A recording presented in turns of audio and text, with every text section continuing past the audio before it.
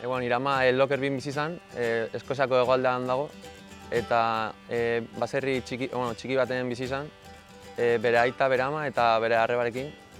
Eta egia esan, giro oso futbolala izan, baina ez ziren Celtic Rangerseko zaleak. Esan dudan bezala, hegoaldean bizi ziren, eta Eskoziako hegoaldea eta Ingalaterrako iparraldea nahiko konektatuta dago, eta nire ama izan zen familia osoa Leedseko zaleak, eta gero beranduago Liverpooleko zaleak izan ziren. Eta oso pozik bizi ziren han baserriko bizitza, eta hain pizkatxo bat trasladatu egin duguna Izurtzara, eta hemen pizka bat halako zerbait egitenen ari gara hementxe. Bai, oso konektatuta egon gara urteetan zehar.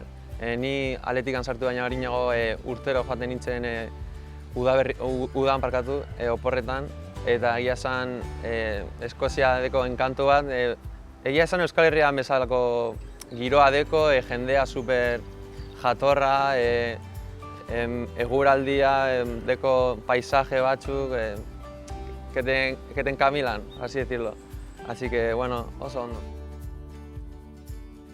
Egia esan pizka darra izan zen, ze COVID-a egon zen erdian, eta ezin nuen partiduetan, ezin zen nire familia etorri Eskoziakoa, ilusioz beteta zeuden partiduak ikusteko, baina ezin zuten etorri.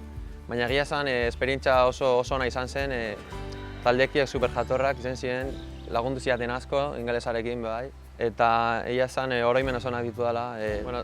Selekzio guztiaren partez, entrenadoria Scott Gemmill, ez genuen lortu gure helburua, baina egia esan, egon nintzen denbora oso positiba izan zen niretzat.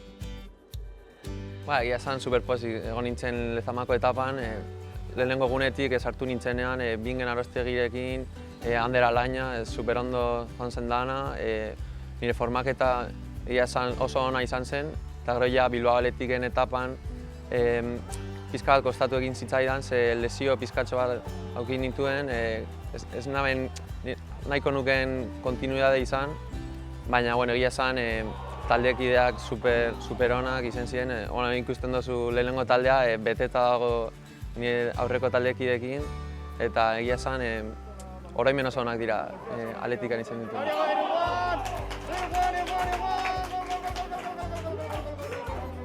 Madrilen oso pozik bizi naiz, taldekideekin pisuak partekatzen ari gara, eta egia esan egun osoa futbolari buruz berba egiten ari gara, eta egia esan oso fokalizatuta dago dana, eta egia esan taldea oso ondo gijoa hain.